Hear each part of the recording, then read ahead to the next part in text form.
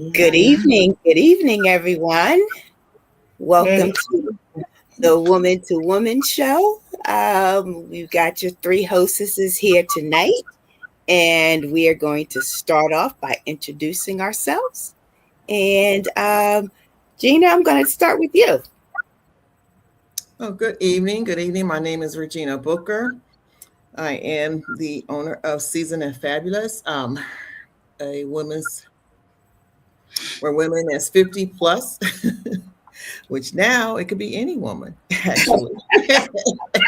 As we pivot. That is true. That is true.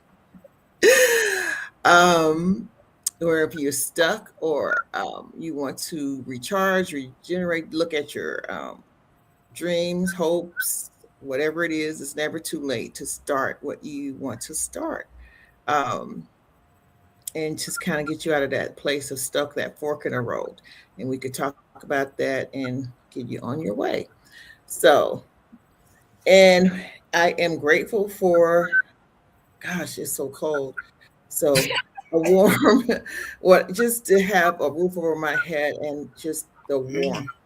being able to be covered and have food and a warm place to live. And I pray for the homeless. um, Extra prayers when it's this cold and when it's extremely hot and extremely cold. So I'm grateful for warm coverings.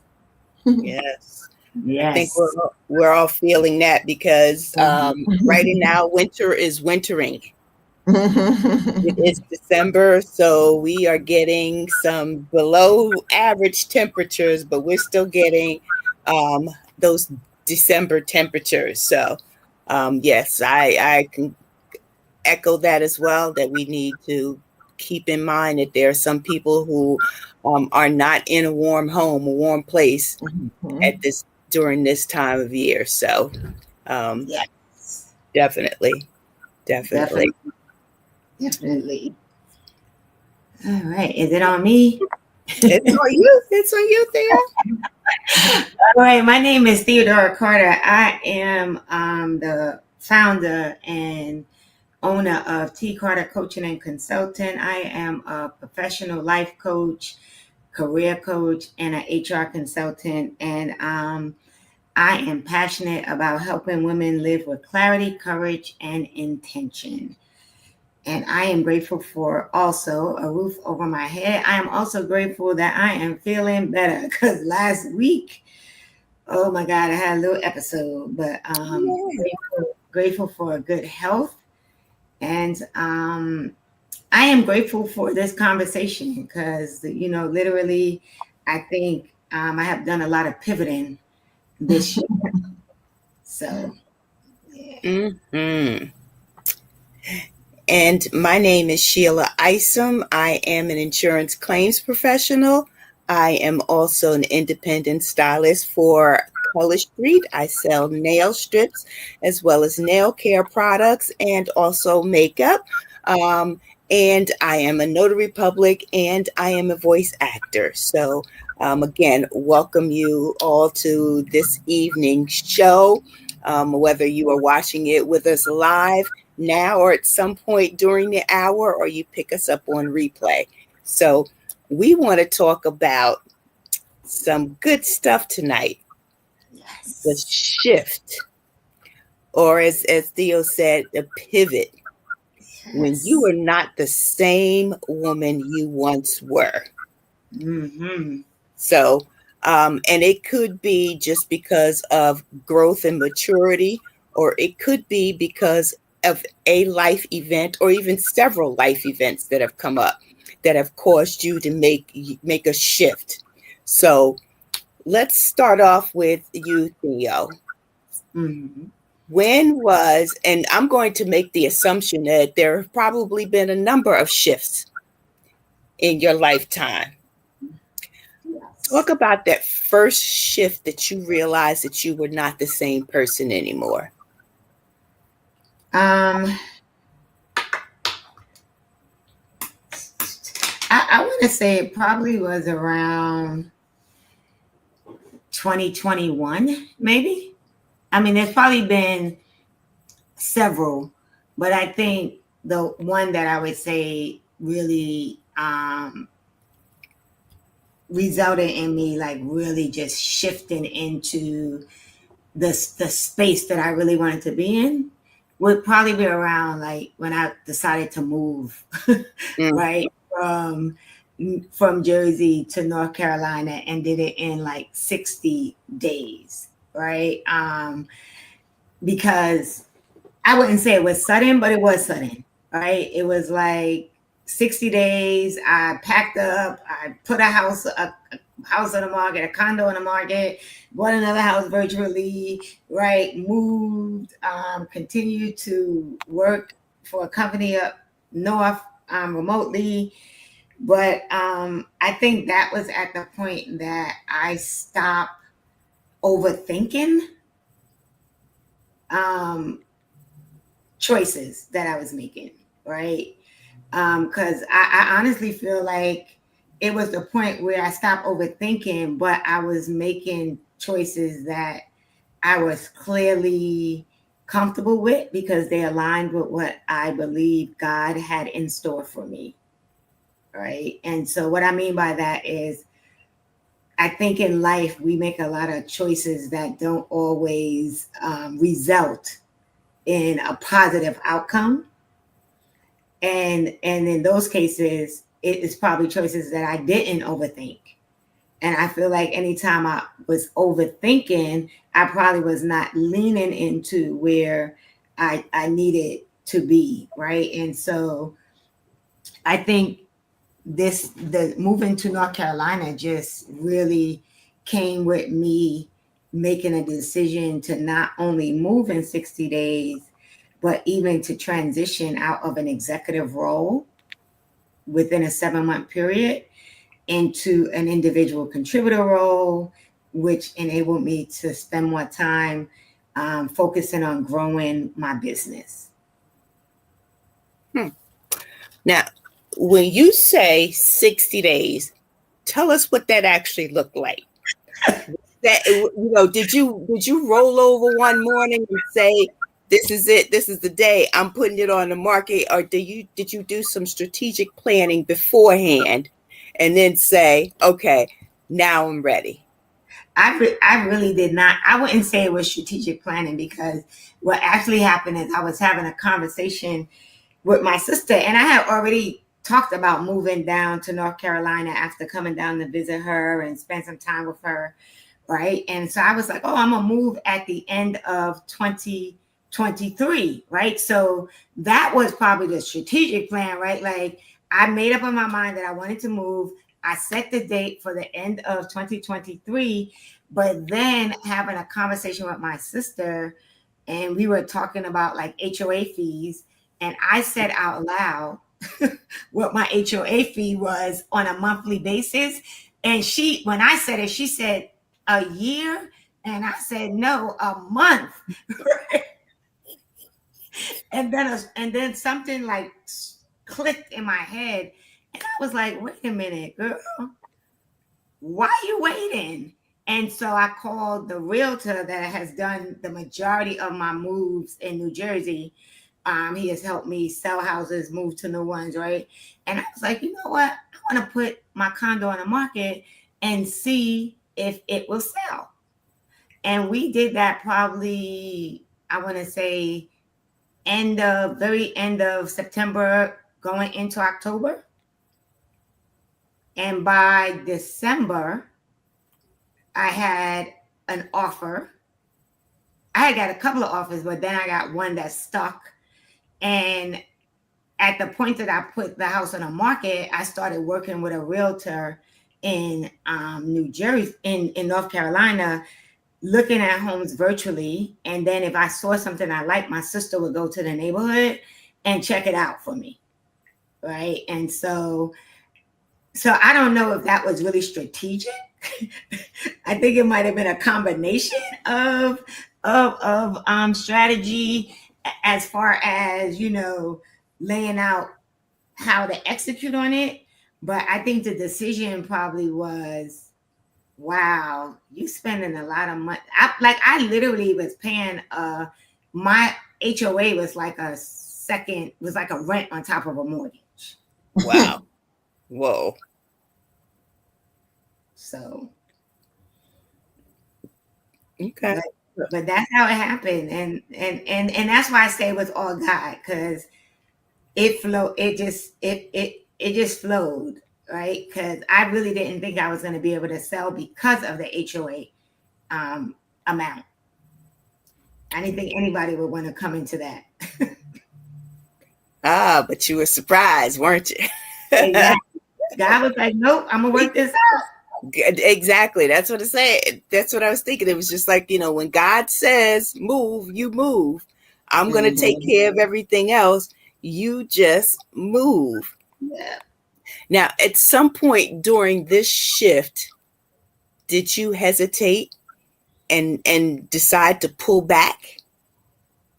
You know what? I think I did have a moment when the first offer that came, the person literally did, when they did the numbers, the HOA piece was something that made them say,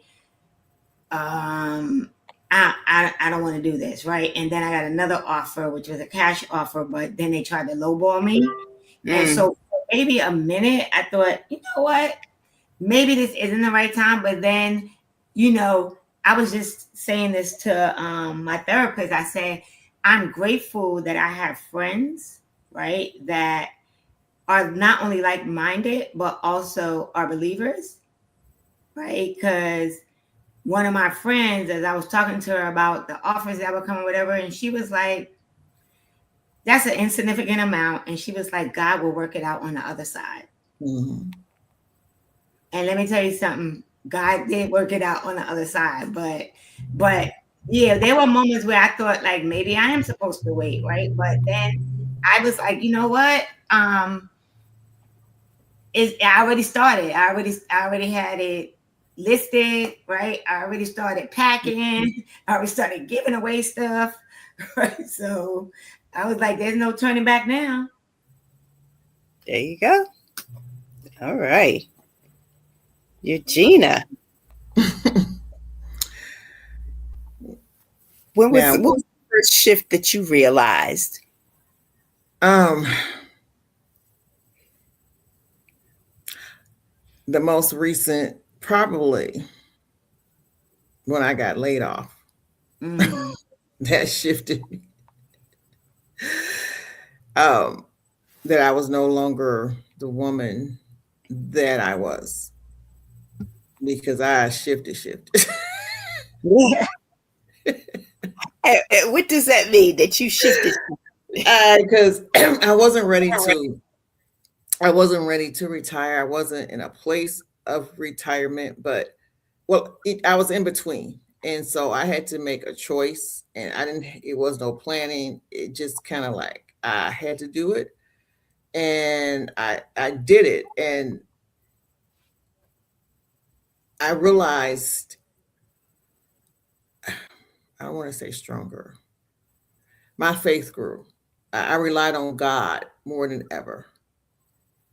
So I let God guide my steps and I wasn't fearful. mm, So that's when I knew I was stronger than I knew, if that makes sense. I don't want to say because I don't want to be that, I'm a strong woman type because it's not a strong because there's Right. weakness in that. But I was stronger. I was stronger in my faith than I knew I was because I strictly relied on God, and it wasn't a thing of I didn't panic. I mm, just made the decision, and it was peaceful. And I can honestly say, from that point on, I just started living everything in peace. mm, Now, Mm, there are days that you do get upset, but I noticed that I don't even get upset like I used to. Like I would get stressed out over things. As a matter of fact, something happened to me yesterday. I was trying to help my brother out, and a customer service person didn't it hold up their end of the bargain. And my brother called me back and told me what happened, and um he said they took more money out of your account. than they were supposed to. And I talked to them, and I, told them about, he went on with the story. Now the old Regina would have went off trying to call somebody, da, da, da, da, da, and I know they was wrong. I just went, okay. Mm-hmm. And I said, so I called them today. I said, you know what? They didn't put the money back. I said, I have the money. It's just the principle behind the fact of what they do. I said, but I know the steps I can do to get it. And I said, I have something to handle today. I have my show to go on. I said, but I will call them tomorrow and let them know. But I'm not going to stop what I'm doing today to handle it, because they're not going to stop my peace. But I Mm-hmm. will get back to them. Yeah, that's what Now, the old Regina would have been I. telling me, "I'm going to handle this. I got to do this." You know? So that's where I knew my growth was, because my strength right now is completely on God. I put him, he's going to help me go get through this, and I'm not going to stress myself out and blow a gasket, because it will get handled, but it's going to get handled in a way of dignity and respect. I don't have to curse you out, but you will understand. You will not play me. So that's a big growth for me, though. Yeah, baby steps though can be large steps. Yep. Yes. So Googling the word shift, right? Mhm. When you're looking at like the common definition of shift, it means to move, to change, or transfer something from one place or position to another, or it can refer to a change in opinion or direction. Mhm. Mm-hmm. One of the things that the two of you had mentioned was about letting go and letting God, right? Mhm. In the Bible, shift means a significant, often supernatural change in spiritual state, direction, or purpose, like transforming from old ways to God's will, Mm. Mhm. moving from bondage to freedom or a Wow. new covenant. So, um, for me, and again, we talk about how the things that we have in common, especially if you're a believer. um, for me, the biggest shift was, well, the first shift that was significant in my life was obviously going through a separation that led to a divorce right after I had my first child, my first and only child. And at one point, my ex-husband had said, let's go to counseling. Let's go to the reverend that officiated at our ceremony, that we were members of the church. And so we made the appointment, and he didn't show up. My Mm. ex-husband, right? Even though it was his idea, he didn't show up. Um, and so I sat there and I talked to our reverend for a little while.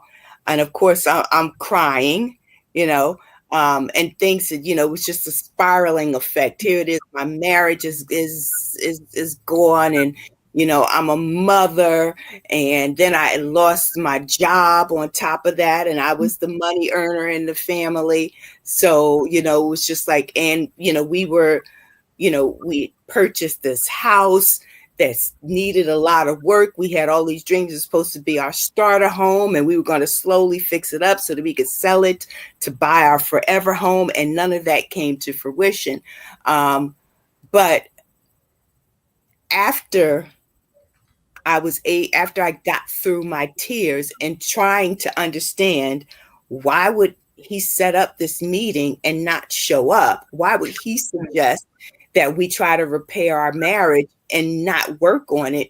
I realized that that was a sign for me to work on my relationship with God. Mm. That Mhm.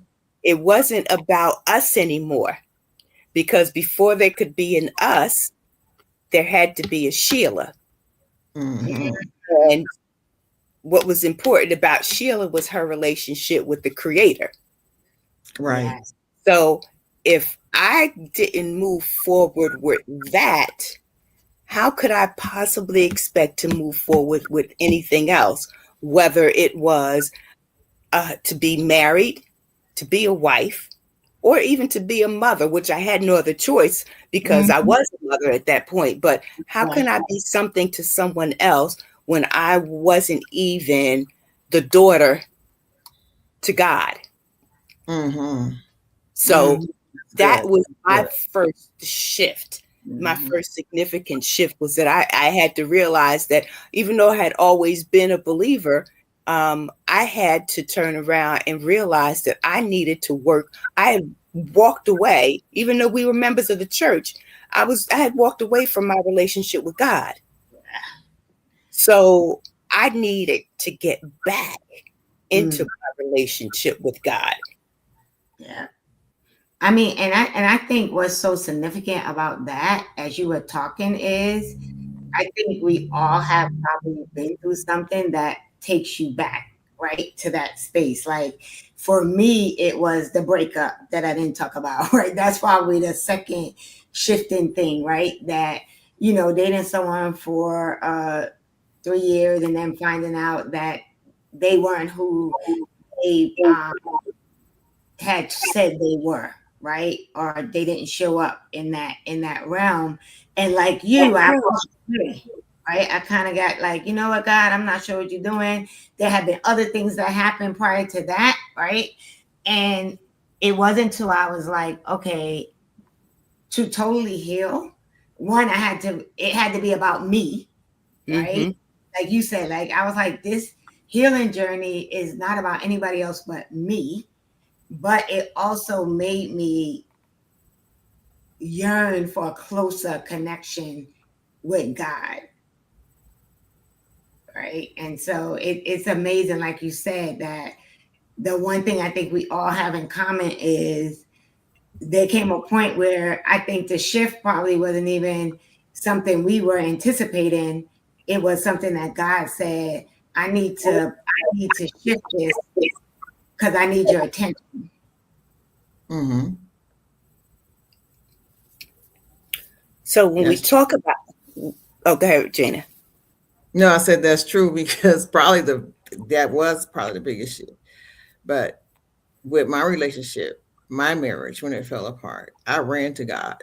Mm, mm, I always knew God, but um, it was when my child told me one day we were in Jersey driving, and this is when I lived in Jersey, and we were out in the car, and I told the kids I was just having a bad day, and I couldn't stop the tears. They were just streaming. So the boys asked me a question. I said, "Just give me a moment. Mommy's kind of sad." And my son said, "That's okay, Mom. You've been having this crying season. You cry a lot. So that's okay."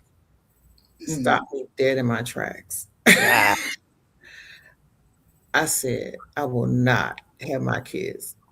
I found church. I mean, I had a church. I went back to church.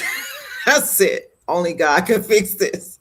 I said, because I'm not gonna be running around here just crying. My kids, you know how you think you hiding things from your kids? They see everything. They see See everything. everything. And They I said, feel everything. I cannot take care of my kids if I don't take care of me. So I had to go to God. So I guess that was the beginning of the shift. So when I say this last time, which this biggest shift, which was the last one, I was able to handle it because I had such building onto that relationship with God. I was in a good place that it didn't shake my world. Hmm. That's how I knew the Excellent. growth of what I had through just that. I realized the growth then. I was like, wow, I would Yeah. have if something like that happened before. I would have been like, ah.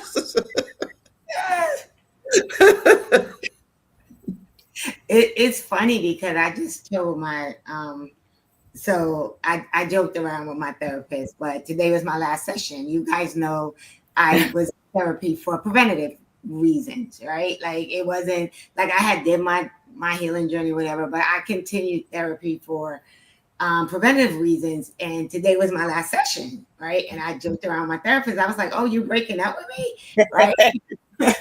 but as we ended and she just, asked me some questions, like you said, Regina, I was able to really seriously recognize the growth, right?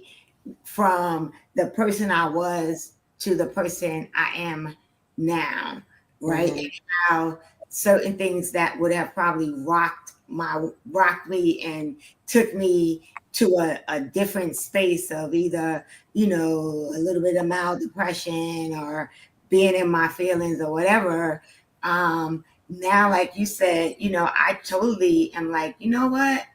Um, God got this. Mm-hmm. Right? Whatever I'm about to go through, God got this. Yeah. Yeah, Right? that's good. Thank you, Sheila, for bringing the relationship, the love relationship too, because I totally, that's how much I had forgot about it. that Yep. that really was the first, really, because I forgot all about that whole marriage thing. I mean, I really forgot about. That's how much I've grown. I kind of forgot about the hurt. Yeah, I think so. You But that's the truth That though. is that is the truth, because I think we hold on to that hurt a lot Mm-hmm. longer than is necessary, and it's for Mm-hmm. other reasons. The pain is long gone, but Mm-hmm. it's the anger that's still there. Mhm. Mm-hmm. It's the humiliation that's still there, right? Mm-hmm. The audacity of it all, Yep. right? Mm-hmm. How could this happen to me? You know, um, Yep. and a whole bunch of other things. But the pain really isn't there because you are already equipped with the tools that you need to move on, because you do it every day, right? Yep. Mm-hmm. You find that Mm-hmm. you're crying less and less each day. You Mhm. are thinking about it less and less each day. The little reminders, right, are being removed each and every day. Yep. Mm-hmm. But every now and then that one thing pops up and you get mad all over again, right? So Yep. now you are reversing course by Yep. letting that continue to control your thoughts and maybe even your actions. Yep. Mm-hmm. And I'm gonna use the word, right. I think Intention. also Come on now, come on. I think it also is that intention, because I remember, like, when I went back to therapy, like when I was going through my healing journey, like I was like, you know what? I made an intentional decision. I chose to heal, right? Because I think, you guys know, I believe like healing is a choice. It's not easy, but it is a choice. And I think so many of us, like you said, Sheila, for some reason, we continue to hold on Mhm, to a part of what happened, not realizing that your healing is your responsibility. That's one. And Mm-hmm. two, um, your healing is about you, right? Mm-hmm. We're not negating, I'm not negating what happened to me.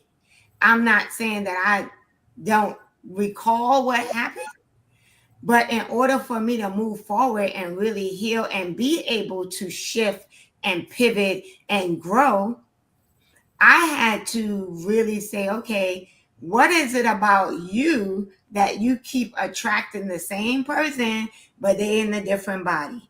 What is it about you that you keep accepting less than what you really are worthy of or deserve? What is it about you that you keep making excuses for these people, right? Instead of just believing who they are when they show you who they are, right? And so I think the important thing is, and I always come back to what I saw probably as, something that I don't want to say broke me, but at the time I felt like it, right? Was really God's blessing. Like it was God's protection, Mm-hmm. So sometimes the shift is God's way of protecting you from going in a direction especially when you're hard headed like me, right? So it's like, okay, I don't know how else to show her that I need her to go this way. Yeah. She keeps wanting to go this way. So I'm about to do something. It's gonna be painful, but in the long run, she'll understand it was for her good, Right. right? So So now that actually now begs the question, what is it about you that chooses to heal? um I think for me at the time that I made the decision, I just was tired of being tired. I was tired of being sad. I was tired of crying. I was tired of, moping around and, just like I literally sat on my bed and I feel like I heard God was like, you could choose to heal or you could choose to stay in this space. Right. And for me, I was really tired of just being like this person that was just like sad and crying and being at work, right? Like, oh, saying my allergies are messing up, right? Because I can't stop crying. And, you know, I'm not doing things that I, you know, I was becoming like isolated, Mm-hmm. you know. Um, and also I just felt like I wanted to figure out like who I really was, Mm.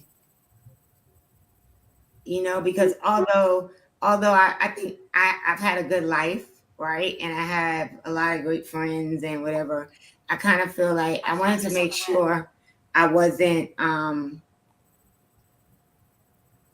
living a lie, right? Because I always considered myself an authentic person, but I also realized that I wasn't always forthcoming with what I was really going through. Like I was the person that anytime somebody would ask, "How are you?" I was good, Yeah, yeah. Mhm. right? And I was like, I don't know, just something in me just, and even if I didn't know it consciously, something in me knew subconsciously, this ain't the way. This ain't the way to live life, right? This is not really true authenticity, right? And so, I was always the person everybody came to for everything, but I never would share with other people like what I was going through or what I really needed help with. Right. Right. I think See, for me, it was getting to know me, that the healing process was to know me. Like, Yeah, so it's the same thing. yeah, So you know the core of who you are. I didn't know who I was. So um healing meant finding out who I was. mm-hmm, So I needed to know that because I was so many things for everybody mm-hmm, from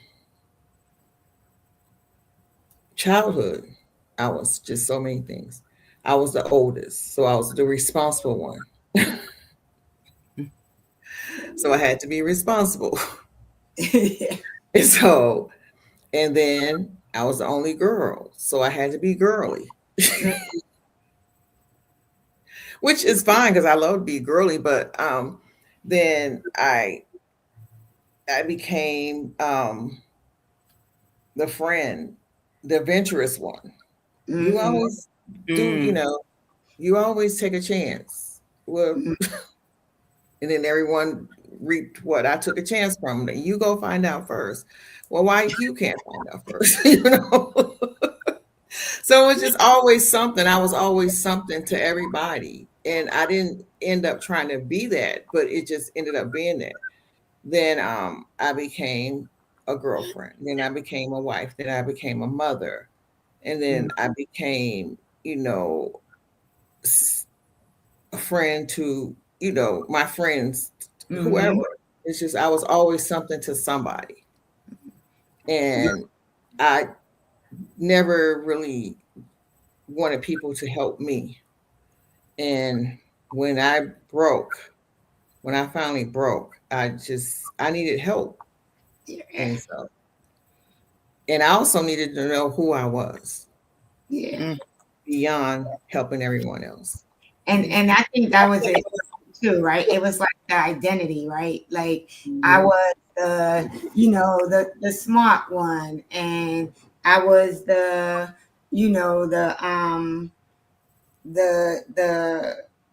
the the HR professional. I was the executive. I was the daughter. And like you said, all of these titles that we wear, but um we don't really um you don't really know who you are. Mhm. Yeah. And there was titles given to me that I didn't even know I had. Like my best Uh-oh. friend's husband told me that my best friend looked up to me. I was like, what? And it was just because I had moved to California and they got married and they moved to Boston. His job took him to Boston. And she came to visit me and she wanted to live in California. So she made him move. And he told me, she's always looked up to you. She wants to do everything you do. I was Oh, like, wow. what? And but she really did like California. But he told me and I was like, what? And and the funny part is I thought that I didn't want to be like her, but I thought, boy, you got the best job. You got like when we was in high school, she got to work in a retail store. I worked in the fast food store. So I Hmm. was like, she chose to not go to college. She got a job right out of high school. I chose to go to college. So I was a broke college student and I would come home and she would have money, she would have an apartment, she had a job. And I'm like, wow. But I didn't want to, I didn't like say, oh, I wish I had it. I was like, wow, you got it going on. So I'm thinking that she had all these things and in essence, she was according to him. And then I found out kind of later on, and she kind of admitted, man, I just wish I took the route that you chose. So there another reason Mm. somebody else looked up to me that I'm like, I had something go, I didn't even know about that. So it was titles that I even wore, not Hmm. knowing. And Oh, that kind wow. of puts you on a thing. And then when they tell you about it, then you feel like, in a way, I felt like in a way I kind of had to keep up something that I didn't even know I had, if that Yeah. even makes sense. It's kind of stupid, but No, but it does make sense because I think when we are wearing so many titles and we are everything to everybody, right? Mhm, I think there becomes a time when we forget, like that's how we just operate, like it's on autopilot, like mhm, Right. you're just so used to being the go-to person, you're so used to being mhm, the person that does, you're so used to being the responsible one, you're so used to mhm. being the one that everybody comes to, right? So I think it makes a lot of sense. Yeah. It does. If you are just tuning in, you are watching the Woman to Woman show. We are on the New You Nation channel on YouTube. You can catch us every Monday night at 8 p.m. And again, whether you watch us live or you catch us on repeat, please, please, please, please share, like, and subscribe because we are talking about things that impact a lot of people, not just Gen Xers, not just women, but we want to share the gift of our experiences with all. So, Yes. getting back to something both of you kind of said when you talked about how you were kind of silent about what was going on with you, like you were always fine. When I think about, my life shifting moment, I did the total opposite, right? Mm. I was running my mouth. I was telling everybody, right? And in the beginning, it just seemed like it was like, I didn't see anything wrong with it. I was getting on the phone, telling people somebody would call me. I'd volunteer the information. And it's just like, I don't know, was I seeking validation? Right? Because clearly I'm not wrong in this situation. So I need to tell everybody I get that this is what is going on. But I too got sick and tired of just wallowing in the self pity. Yeah. Mm. And it wasn't until I was able to stop being sick and tired that I realized that it takes two to tango. And I say Mhm. that from the aspect of just because one person may have done something egregious doesn't mean that the other person didn't do anything to lead up to the demise of the relationship, right? So, Mhm. not everyone is perfect. So once I started once I stopped with the blame game, Mm-hmm.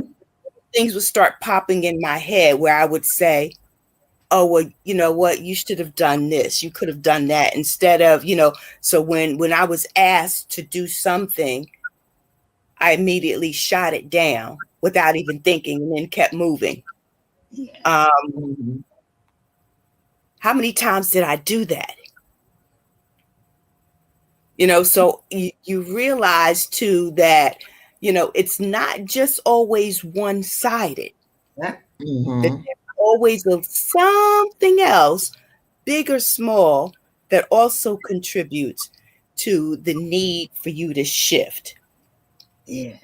I mean, and that's so crazy that you said that, because I think, for me, it also was part of it was, like I said, wanting to know who I was, but also part of it was like I literally remember saying to one of my girlfriends, I'm gonna go back to therapy and I need to find out what's wrong with me. And she was livid. Nothing is wrong with you. And I said, I know as a person, I am a good person. I know this. I said, but I need to figure out why I operate the way I operate, why I keep ending up in some of the situations I keep ending up in. And that's why when I went back at that point, right? And that's a different therapist from this therapist I just finished with, because after her, I stopped. Like, I went through my healing, whatever. But when I went to her, it was really about me, right? I had got to a point where this is about nobody else but you. Mm-hmm. Like I realized I had to be responsible for my healing, but also I had to hold myself accountable, like you said, Sheila, to my part in whatever situations I was ending up in, right? Because part of it is, we all know this. You teach people how to treat you, Yep. right? Mhm. And for me, it was a tendency of, and I mean, I'll be transparent.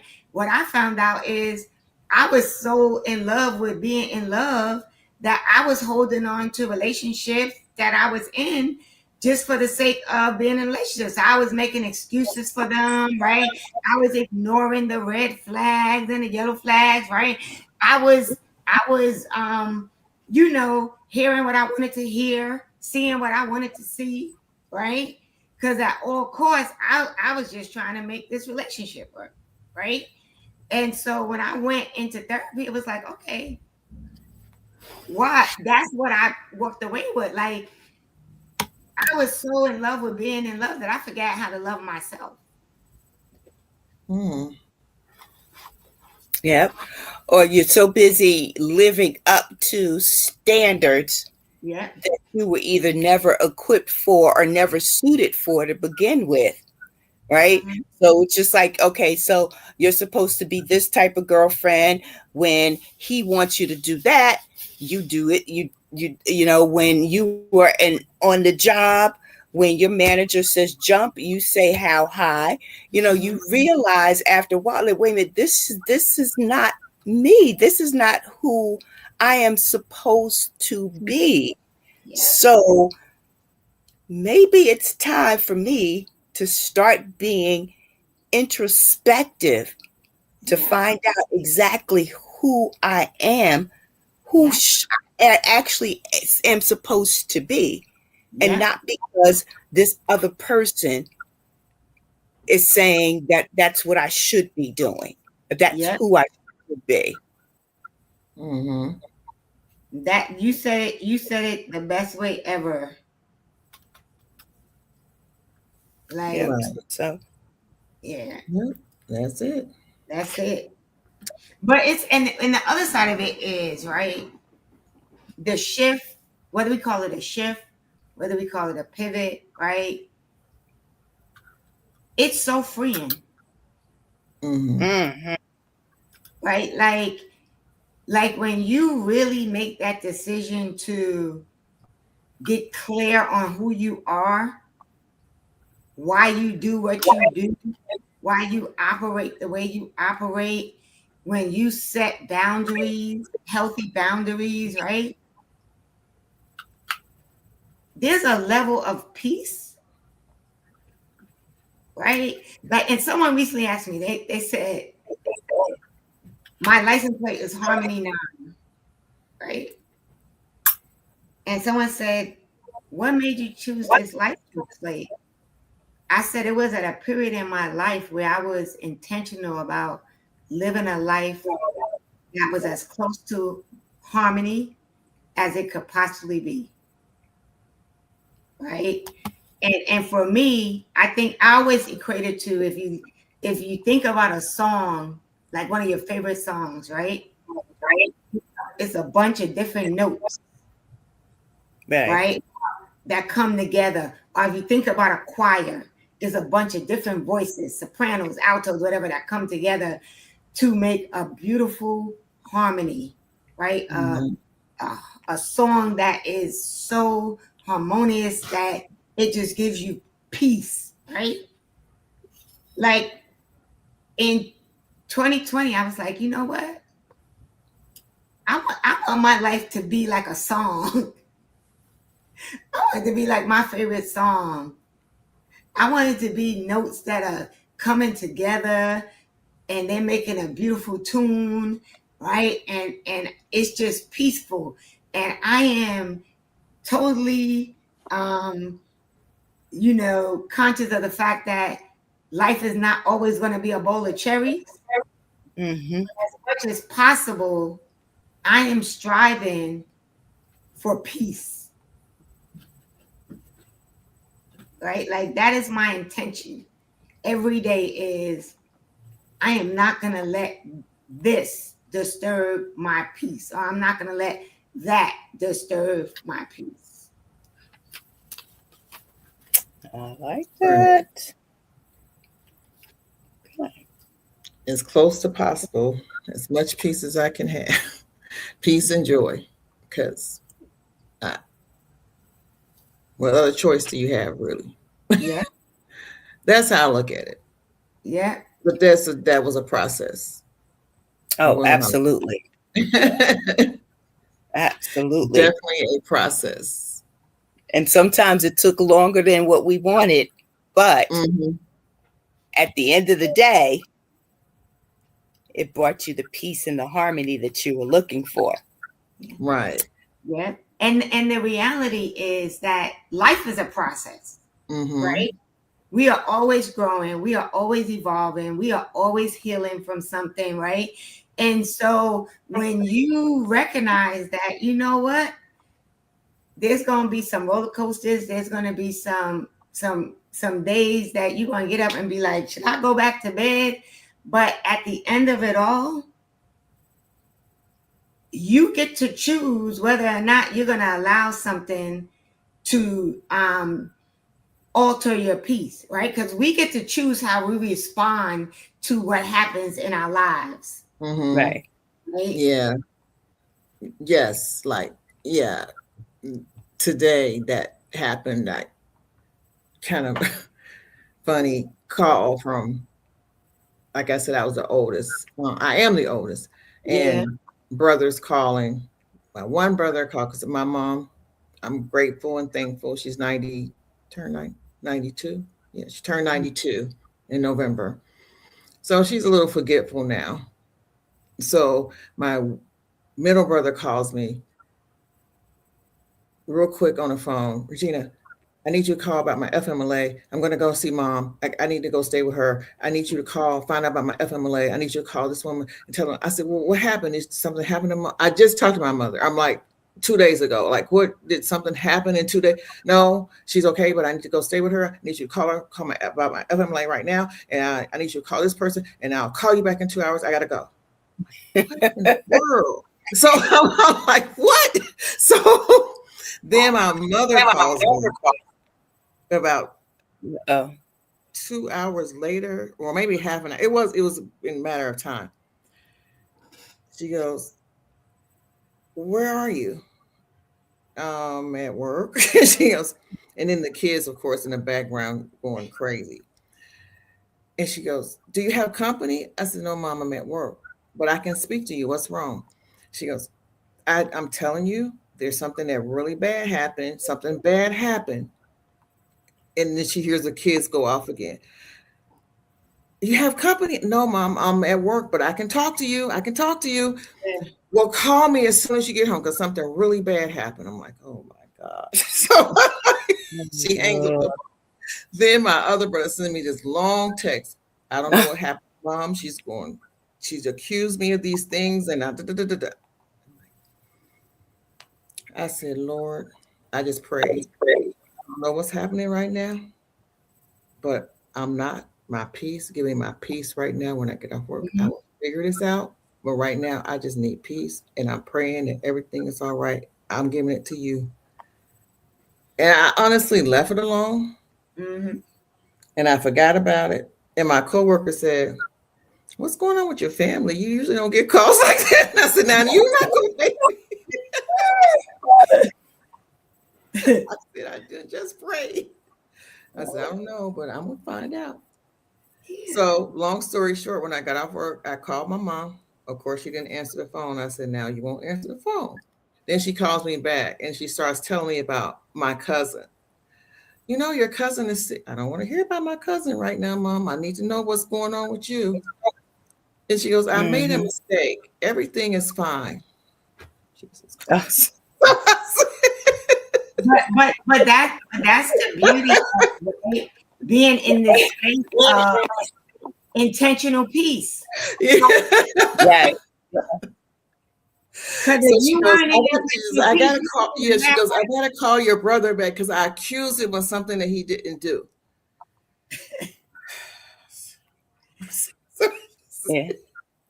But But you And that's it. called Yeah. me. Because if you had not been in that piece, you would have tried. You would have left work, Yeah, yeah, right? If you weren't it in that would have flipped me out of my department, mind. you would Like, have left work, and you would have been flying down the highway to get to your mother. Because look, what's well, I also in could. your mind is the fact that she's thinking the right that she doesn't remember a lot. So now she's getting things confused, and something probably did happen, and so Yeah, um, that being in yeah, peace, living with peace, yeah, you have to. I just had to just keep tune it out and grounded. just say, nobody's dying and no ambulance is coming nowhere. So, like, but I think that is the thing, right? That the beauty of shifting, the beauty of mm-hmm, pivoting, right?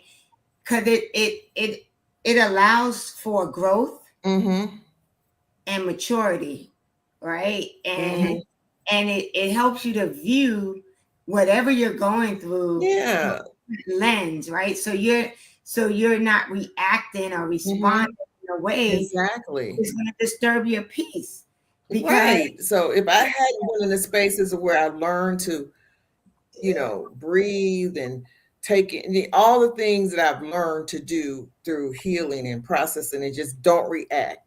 Just take a Mhm. moment to step back and just say you can only control the things that you can control. Those are Yeah, things that I could not control. I don't know why they all call me panicking and you know, but yeah, these are the things when you're the oldest, I can't control that I'm the oldest. These are the things that come along with being the oldest. everyone Right. always call the oldest. Because everyone hit it, as if you have siblings, it's just that's just the way it is. Everyone for me calls the youngest. I be wanting to tell them, y'all do remember that I am the youngest. Sometimes it works out like so. It's funny because my son now he's the oldest, and so he because I used to tell him when he was younger, and he says, "Well, I said because you're the oldest, you'll understand one day." So now he knows. So he not sometimes when I'll say something to him, he goes, "Well, mom, you know, you are the oldest." I'll say, don't repeat my words back to me. But it feels so good to be able to, you know, realize that this happened and I could respond in this way, or I Mm-hmm. could respond in that way. Mm-hmm. Right. And I remember even back probably in my 20s, the first time I got a phone call at work to tell me that someone in the family passed away. And from that point forward, I said to my family, not that I don't care, but please don't call me at work to tell me that someone passed away because there's nothing I can do about it. And now I'm in a Mm-hmm. state that I can't even function. Right. Mm-hmm. Mm-hmm. And so, and yep, see, This Jackie is what Harkins. I go through. I'm like, come on now. So sometimes I think it's just that they call the responsible one, Maybe. right? Because look, she said That's yesterday, yeah, because I go through the same thing. I'm working on keeping my peace, yeah. and, There you and go. so That's that's what we're talking about tonight, Jackie. Like, Mhm. how do you do that? How do you pivot and shift? Are you in the middle, Sheila? I know you have siblings. Are you the middle child or the yeah, oldest? yeah. I am the middle. I am the second from the youngest. Okay. I was gonna Yep. say the middle goes through it too. Yeah. Yeah. I guess it And all I'm sitting depends. there, I'm listening. I'm just like, because my older sister, while she had to do all her stuff while we were younger. She was responsible for us. And then once we got to a point where everybody was responsible for themselves, she was doing her own thing. Not that I blamed her. And then the baby, the baby, you're just like, ah, she's the youngest one. So, that's the one that got away with murder. She's Hmm. always been doing her own thing. So we're not even going to worry too much about her. She's always going to be all right. I don't know why Hmm. we got this reputation of getting whatever we want and doing what we want, because that's not always the case. But you know, Well, in my case, it is because my youngest brother, when we called him in one situation, and he, I said, "Well, you're the one there right now," and we talked about it years later. He goes, "And I don't even know why you guys called me because I was the youngest." I'm like, "What does that have to do with anything? You was the one there at the time. What does that got to do?" He told me Listen, because he was the youngest. it's I'm like, "Are you crazy. kidding our me?" youngest sister was good for something because that was the only time we were able to get McDonald's. And she sat on daddy's lap and asked for McDonald's.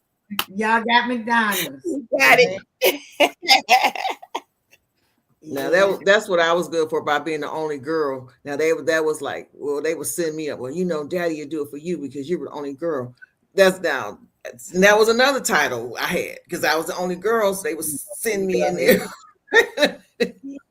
They But want something. You do it for but I you because you're the only girl. I feel like that when you're able to let go of those identities, Hmm. when you get to know who you are at your core, Yeah. Mhm. I think that's when the shift starts, and that's Yeah. when the Hmm. peace and the joy comes, right? When you're like, okay, I'm the youngest, but that doesn't mean that I Yeah. gotta jump every time somebody calls, right? I mean, I think Hmm. for me, help setting healthy boundaries, not even just setting healthy boundaries, Hmm. honoring the boundaries that I set, because it's Right. one thing to set boundaries and expect people to honor your boundaries, but Hmm. if you don't honor your boundaries, Hmm. then why would Right. anybody else? Yeah. But I mean, to say right now, all of us, it's it's four of us total, And the three of us, my baby brother, I don't know, he's just, I don't know, doesn't really have a lot of family. There's a big gap, so that's what I think it is a big gap in age. It's 10 years between us, me especially, and I think 7 years between the youngest brother and Mhm. him. So he didn't really grow up with us, and so maybe that's the disconnect. Yeah. But right now, the three of us, we do try to figure out. We always trying to come up with a game plan to help mom. You Yeah. know, so when something happens, it's funny. We always like when she goes through her. So when I called my brother back and told him, well, this is what she said, we had a good laugh about it. He's like, what? I said, yeah. So he said, man, she was going off on me so bad. And he said, I was at work and he said, like your coworker said, my coworker said, man, is everything okay? Because all we kept hearing you say, oh, but mom, but mom. But it's true. Like I also am. My oldest sibling is 11 years older than me. One Mm-hmm, is 10 years older than me. One was 9 years older than me. One is mm-hmm, 7 years. Right. So yeah, it does. It you do. mm-hmm, Um, but it's interesting too because when you make these shifts, mm-hmm, you notice how your family and friends react. Right. mm-hmm, Some embrace it and some can't really handle it because you're no longer Mm. operating in the way that they're used to you operate, mm-hmm. right? So Yes. Yep. Which gets back to others' expectations of you, which may not be the core or the essence of who you are. yeah, Mm-hmm. which Yes. is why All right. identity is key. Like I feel like everything we talked about tonight comes back to knowing who you are at your Mm-hmm. core, minus all and that's one of the first questions I ask whenever I'm working with a coaching client. I'm like, who are you? And I don't expect you to answer it right now, but who are you without the titles that you have taken on throughout life, right? The professional title that you may have, the wife title, the daughter title, the mother title, the aunt title, the sister title, the cousin title. Like, who are you outside of all of these titles that you wear? Mm-hmm. And I Yep. think Yeah, that's the beginning of making the shift, Right. right? I agree. Well, this was a good All right. conversation It because is. we Certainly was. And it was so good that we are at the end of our show now. Yes. Because we got We the are a hour. little over. Yes, we are. So, again, this is the Woman to Woman show on the New You Nation Network on YouTube. So we thank everyone that has joined us. We thank you if you're going to watch this at a later time. But before we say bye-bye, we are going to do what we normally do, which is go around and give our final thoughts. So this time I'm going to start with you, Thea. so for me, I would say just be comfortable with the fact that you're allowed to evolve, you're allowed to change, and you're allowed to grow without any explanation, right? Because that is what allows you to embrace who you are, your identity, and how you show up for yourself is going to make you a better person for the people that are around you. Because when you show up knowing that you're allowed to change, you're allowed to evolve, you're allowed to grow, you are now showing up as your authentic self. And so for me, that has really given me a peace because I don't feel like I'm hiding behind a mask Mm-hmm. anymore. Oh, Well, Gina. Theo pretty much wrapped it up. But along with that, what Theo said, um, your boundaries. Keep your boundaries. Um, that way, you're not interrupting your peace because you've set your boundaries and don't allow anyone to break your boundaries or have you bend or give in. Stay your authentic self and stand on your ground, stand on who you are, and stand on what you mean and what your beliefs are, what you and you do evolve. Sometimes they change, sometimes they stay, but stand on who you are and stand on your boundaries at all times and be who you, the woman, man, who God has created you to be. Stand on that. Yes. Amen to Yes, that. yes, yes. And my parting thoughts are that shifting is a way of exploring who you are becoming. Mm. And not end all be all because it's a process. It doesn't happen overnight, doesn't happen in a matter of months or years. It can literally take just about your lifetime, but you have to be willing to find out who you are and make the necessary changes along the way. All right, Yeah. Professor. Yep. The All professor right. always brings it home. I'm You don't call her reeling it in. Dr. Sheila. Oh man. So, This, again, we want to thank everyone that has joined us. I want to thank my co hosts for an invigorating conversation. yes. And we will see you all next Monday at Yes. 8 p.m. Yes, we The will. Woman to Woman Show on the New You Nation channel on YouTube. Good night, everyone. Good Good night. night.